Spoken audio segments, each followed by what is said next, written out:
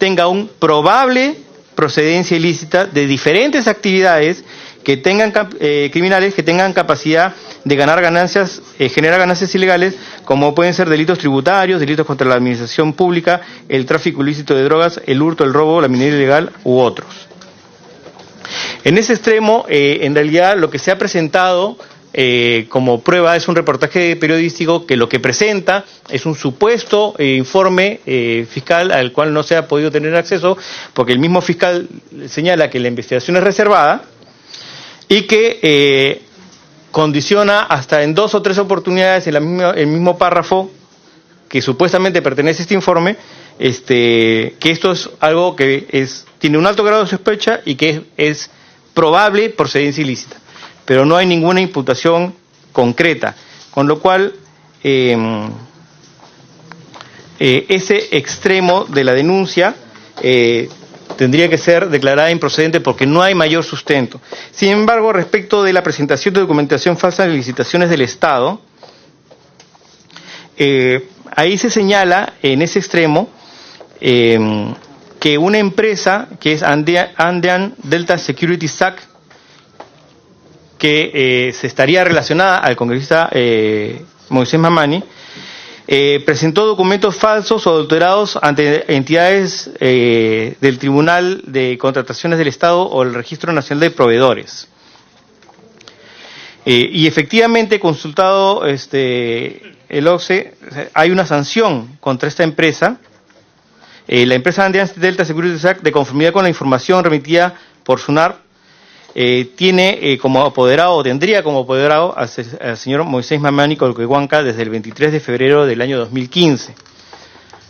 Por tanto, ahí sí habría una línea de investigación que debía haber para determinarse si efectivamente ha habido una participación o no en el proceso de licitación en el cual se presentó documentos falsos y al mismo tiempo el señor Mamani sería apoderado de esa empresa.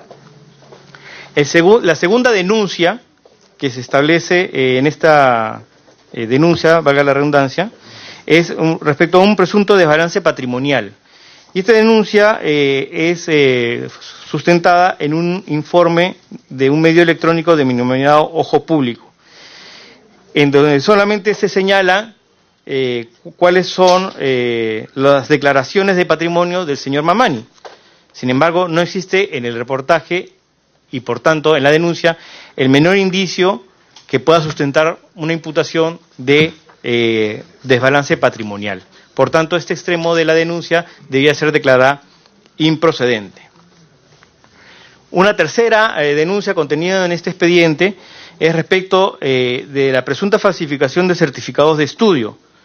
El señor congresista Moisés Mamani Colquehuanca, en su declaración jurada de hoja de vida ante el Jurado Nacional de Elecciones, ha consignado que el primero, segundo y tercero de primaria en los años 75, 76 y 77 los cursó en el Centro Educativo Mina Caudalosa en Castrovirreina, que en 1978 cursó el 4º grado de primaria en el Centro Educativo Sulca de Mojo, que el 5º y 6º de primaria lo hizo en el año 79 y 80 en el Centro Educativo Adventista Ocopampa, que en el año 82 y 83 hizo el 1º y 2º de secundaria en la educación Instituto Educativo Francisco Bolognesi de Mojo, y que en el año 94, 95 y 96 hizo el 3º, 4º y 5º de secundaria en el PRONOE San Alejandro en Miraflores, Arequipa. Aquí hay que decir que la hoja de vida que registró con esta denunciado para postular a la alcaldía provincial del Mojo en el año 2010 solo consigna al Centro Educativo Sulca de Mojo para estudios primarios y a la Institución Educativa Francisco Bolognesi para estudios secundarios. Esta información de primero de primaria a 5º de secundaria, con los años consignados y con los centros de estudio a que se ha hecho referencia, difieren con el certificado exhibido en el programa periodístico que sustenta la denuncia y que referían que el congresista estudió entre el año 1987 y 1991, cuando en su hoja de vida señala que había estudiado entre 1982 y 1996. En ese mismo reportaje se señalan que los registros de la escuela adventista en que le había estudiado cuarto, quinto y sexto de primaria, en ninguna de las actas de estudios de los años 78 y 79, del primero al sexto de primaria, figuran los nombres de Moisés Mamani Colquehuanca. Obra también en el expediente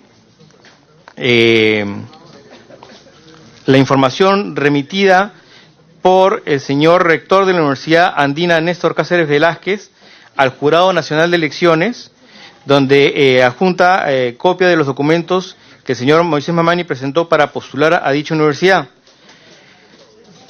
que corrobora lo señalado en el programa periodístico en que habría, y está la copia de certificado en el expediente, que habría estudiado entre el año 82 y 86, perdón, entre el año 1982 y el año 1996 sus estudios escolares, difiriendo estas fechas de las que ha consignado en su hoja de vida, porque en su hoja de vida señala que ha estudiado entre 1975 y 1996.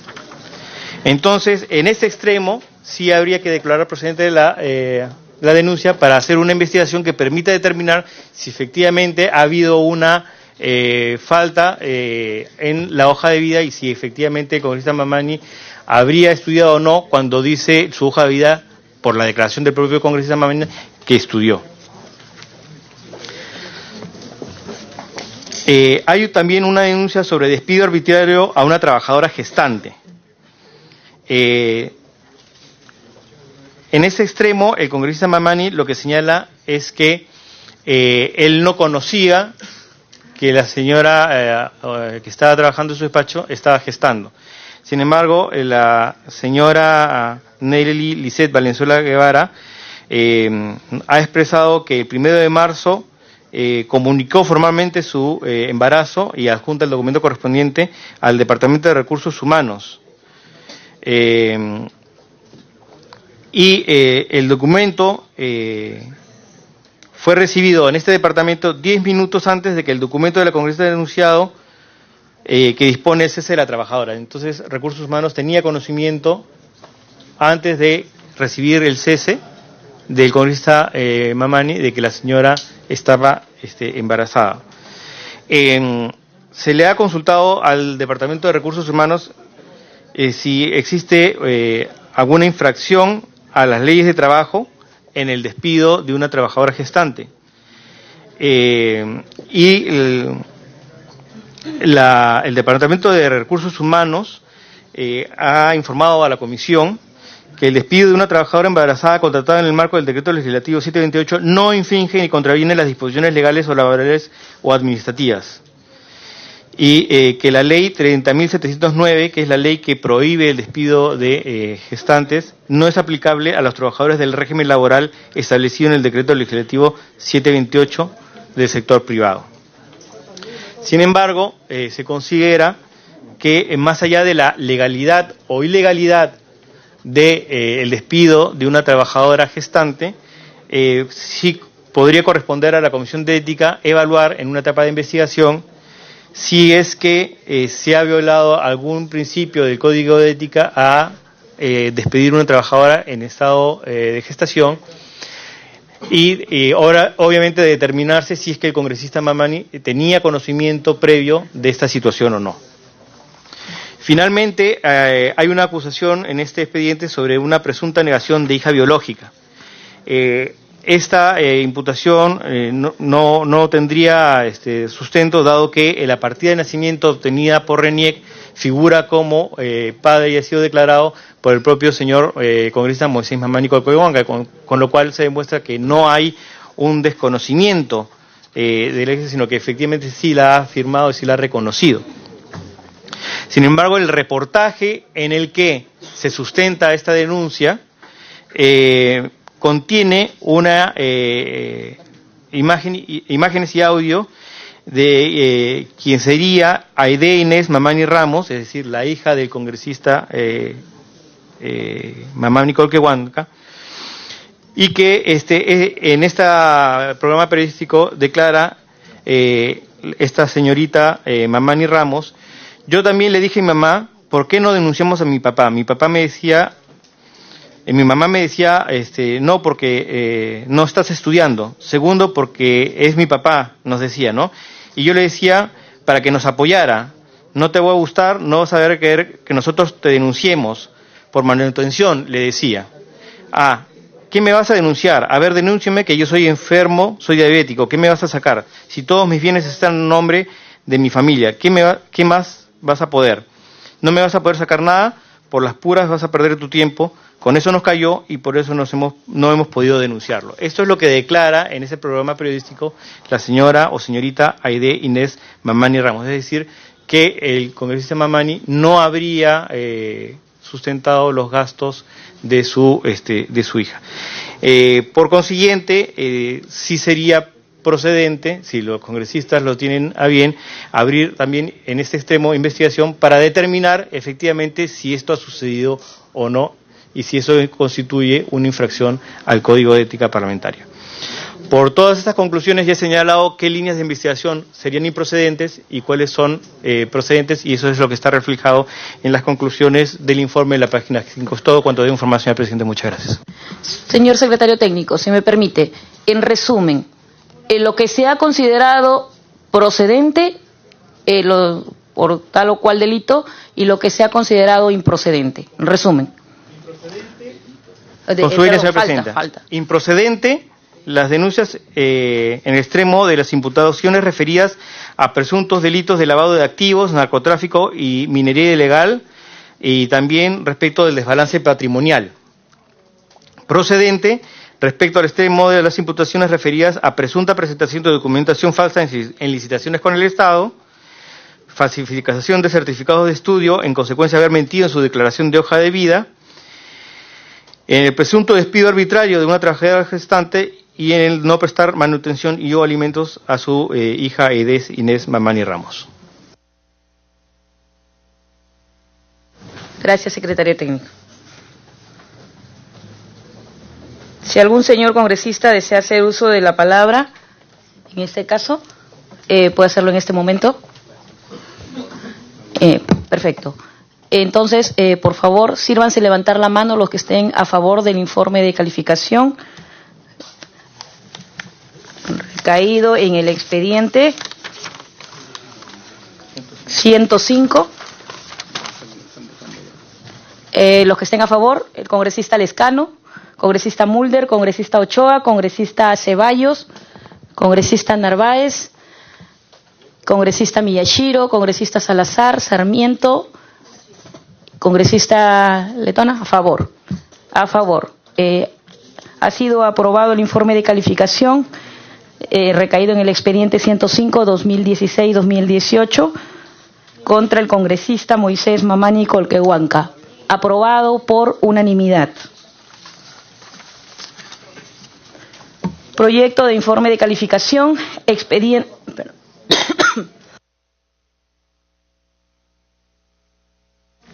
Expedientes número 107-2016-2018-CEP-CR y 109-2016-2018-CEP-CR acumulados. Se va a presentar el proyecto de informe de calificación recaído en los expedientes 107 y 109, 2016-2018, seguido contra la congresista María Elena Foronda Farro. Damos la palabra al secretario técnico. Con su venia, señora presidenta.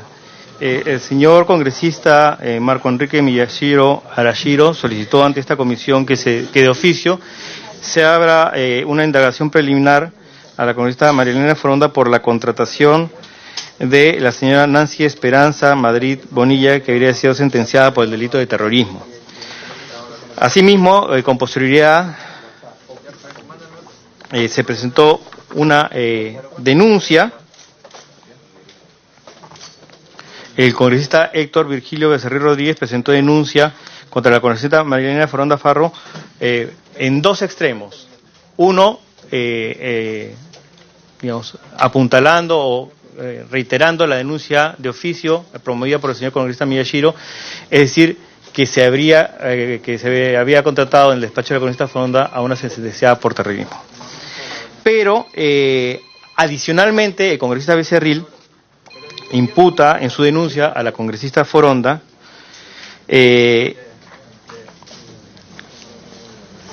que la congresista habría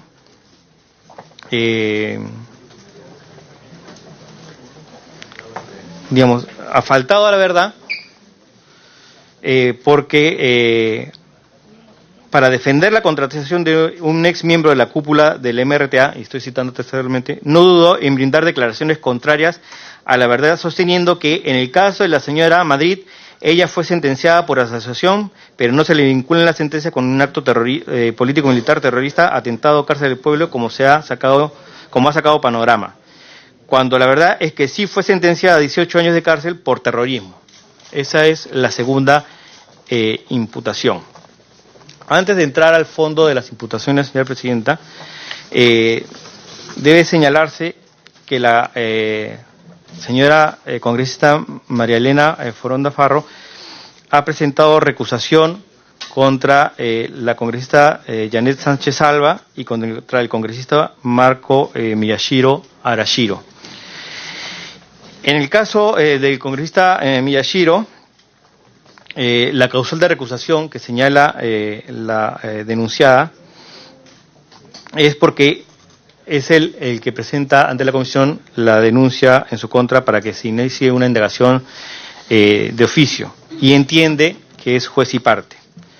El reglamento de la comisión, en el artículo 42, señala el denunciado podrá recusar a cualquier miembro de la comisión cuando considere que ha incurrido en alguna de las causales de inhibición hasta antes de que dicha comisión proceda a votar el informe. La comisión evaluará y aceptará o desestimará la recusación antes de resolver la denuncia. Una de las causales de inhibición establecida en el literal D del primer párrafo del artículo 42 es cuando sea el congresista quien ha denunciado el hecho a investigarse ante la comisión.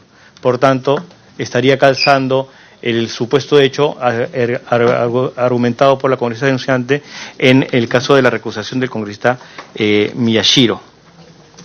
En el caso de la congresista Sánchez, la congresista denunciada le imputa falta de imparcialidad y adelanto de opinión. Señala además que ha habido un conflicto de intereses porque por una presunta animosidad en contra de la congresista denunciada, dado que manifestó en la sesión de instalación de la comisión investigadora por presuntos actos de corrupción en el gobierno regional Callao, en la cual la congresista Sánchez fue electa vicepresidenta, que había conflicto de intereses y por tanto pidió su renuncia y que la congresista había renunciado y que eso habría generado una animadversión de la congresista Sánchez respecto de la congresista denunciada María Elena Foronda. En este extremo no hay ninguna prueba objetiva que permita determinar que existe esa animosidad o esa animadversión que se está señalando. Pero también se señala una falta de objetividad.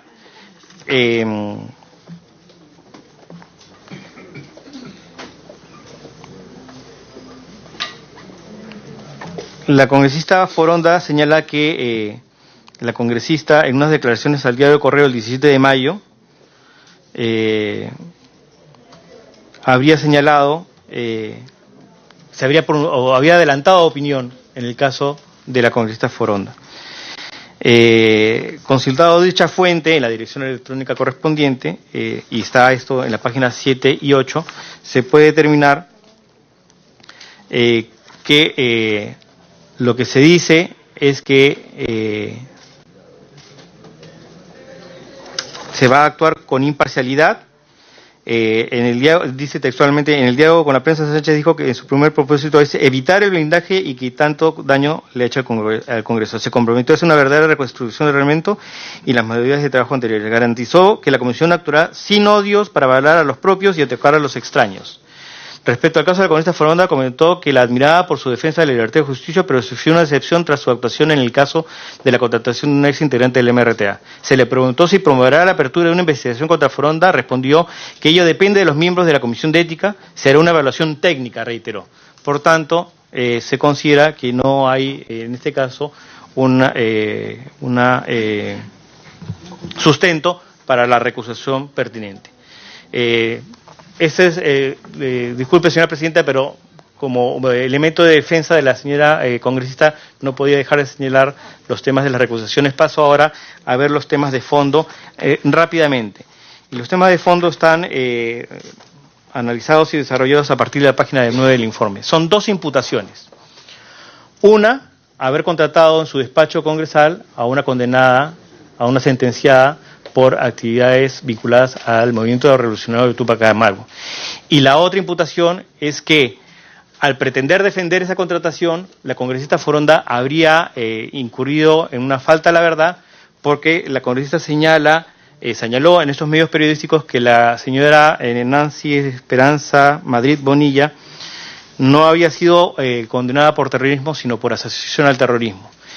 De la lectura de la sentencia, cuya copia fedateada obra en el expediente, más allá de las imputaciones fiscales, más allá del parte policial, que es aparentemente lo que nutrió la investigación del programa periodístico, se puede determinar que el colegiado que juzga a la señora Nancy Esperanza Madrid Bonilla declara que no se le puede juzgar, no se le puede sentenciar por delito de terrorismo, pero sí por asociación al terrorismo. Es decir,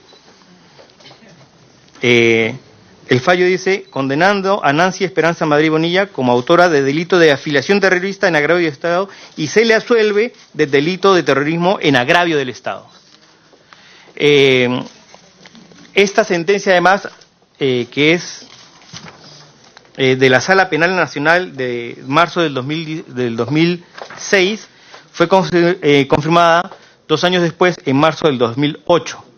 Y la Sala Penal Permanente confirma, condenando a Nancy Esperanza Madrid Bonilla como autora del delito de afiliación terrorista en agravio del Estado a 18 años de pena privativa de libertad.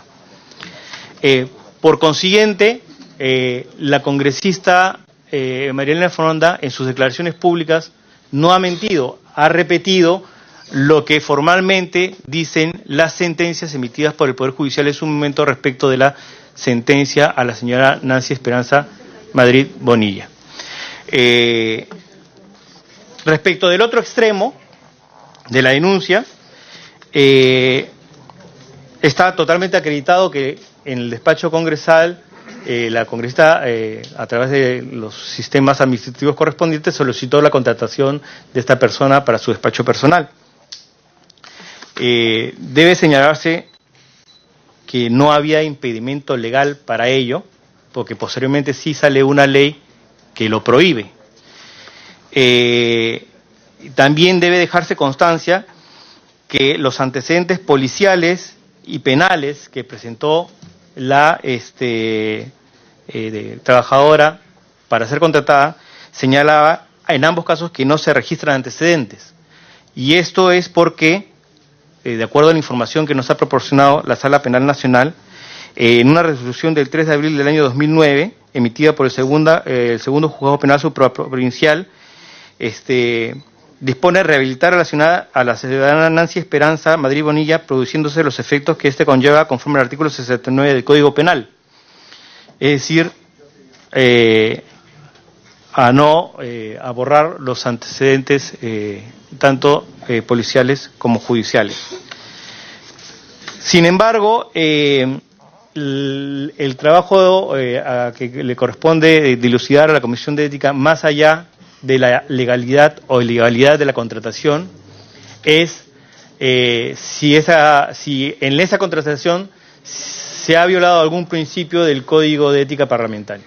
Entonces, estando acreditada la contratación y estando acreditada la condición de la ciudadana Nancy Esperanza Madrid Bonilla, se considera en el informe de calificación que se declare improcedente el extremo de la falta a la verdad, porque no ha mentido la congresista Foronda, pero que sí se declare procedente el extremo respecto de la contratación de la persona, a fin de que en el proceso de investigación la Comisión de Ética determine si esa contratación ha violado algún principio del Código de Ética Parlamentario en el proceso de investigación correspondiente con la audiencia correspondiente y la presentación de las partes. Eso es todo cuanto debo informar, señora Presidenta. Muchas gracias. Gracias, señor secretario técnico. Si algún congresista desea hacer uso de la palabra en este momento, o de lo contrario pasamos a votación. Sírvanse. ¿Alguien levanta la mano? Sí, el congresista Ceballos. Sí, señora presidenta, este es un tema ya, como dicen algunos medios, medio un refrito, ¿no? O sea, volver a traer acá un tema que ya se ha discutido y se ha visto en reiteradas veces, se ha hecho grandes disquisiciones sobre vinculaciones terroristas, que el Frente Amplio, etcétera, etcétera, cuando el Frente Amplio ha deslindado hace mucho tiempo con cualquier práctica terrorista, reiteradas oportunidades, acá no hay ninguna cosa que pueda generar alguna suspicacia, ¿no? En todo caso, acá está claro que la acción de la congresista Foronda se ha ajustado a un precepto constitucional, la Constitución del 93 precisamente, ¿no? Entonces, porque una de las sí, justamente, congresista Salazar, porque una de los principios fundamentales para preservar el Estado de Derecho, de acuerdo a la Constitución del 93, nos guste o no nos guste, ¿no es cierto?, es cumplir con la Constitución. Y la Constitución justamente señala que todos los ciudadanos, hayan cometido el delito que hayan cometido, tienen derecho a la reeducación, a la rehabilitación y a la reincorporación a la sociedad. Entonces, el Código Penal además señala claramente el derecho a la rehabilitación, a la reinserción. Entonces, ¿cuál es la falta ética de la congresista Foronda en términos objetivos, no? Porque no estamos hablando de una persona que ha cometido un acto terrorista y está prófugo, ¿no? Y la congresista Foronda la mete en el Congreso. Estamos hablando de una persona que cometió un delito, fue sancionado, fue penalizado, ¿no? Y entonces, según la Constitución y el Código Penal, hasta por lo menos el 18 de junio que salió una ley que prohibía que trabajen en el aparato del Estado, no se puede sancionar a las personas que han contratado o han dado trabajo a una persona que ya cumplió su condena. ¿Y por qué este tema, en todo caso, es un tema interesante para debatir más allá de algunas intenciones de querer descalificar al Frente Amplio o a la propia congresista Foronda?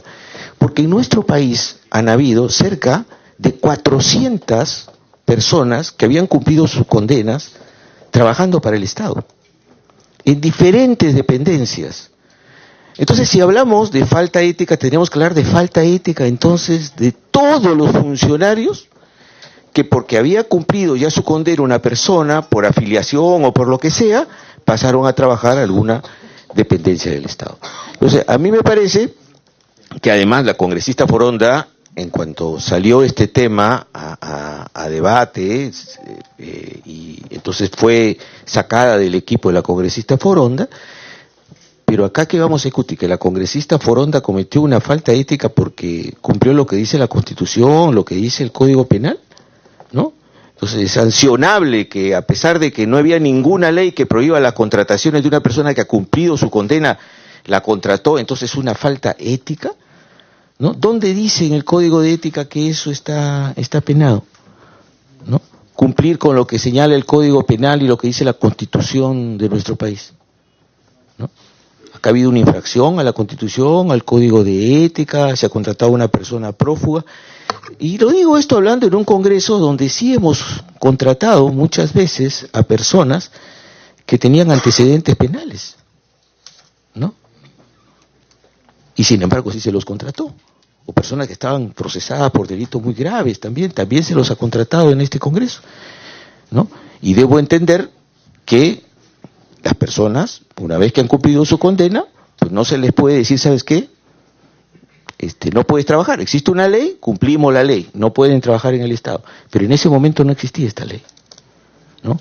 Entonces, a mí me parece que pensar que la congresista Foronda cometió una infracción ética es realmente traer de los pelos un tema que está muy claro y que No da para más. Gracias, presidente. Gracias, congresista Ceballos. ¿Congresista Letona? ¿También? Congresista Salazar, interrupción. Gracias, presidenta. Presidenta, aquí el colega Ceballos dice que en diferentes instituciones públicas han contratado a terroristas, ¿no? Pero no estamos hablando de las instituciones públicas que han contratado o ya tenían de larga data trabajando. Estamos hablando que una congresista que ingresó en el 2016 al Parlamento, sabiendo que tenía una sentencia de 18 años, porque yo puedo contratar a una terrorista, a una sentenciada por terrorismo, por afiliación, pero de repente yo no lo sabía, ¿no? Entonces puede ser que por omisión, por desconocimiento, no sabía que era una persona que estaba ligado con el terrorismo, Sendero Luminoso o el MRTA, y yo lo pude contratar. Esa no es la situación de la congresista Foronda. De la congresista Foronda sabía y conocía quién era a la que contrataba. Era persona de confianza. Sabía que había estado sentenciada por 18 años. Y no es pues igual como dice el congresista Ceballos, que es un sentenciado por un delito menor. Es una persona que estaba sentenciada por terrorismo, por afiliación al terrorismo. Entonces no es una pena o una situación o una inconducta ética o un pequeño errorcito. No es así.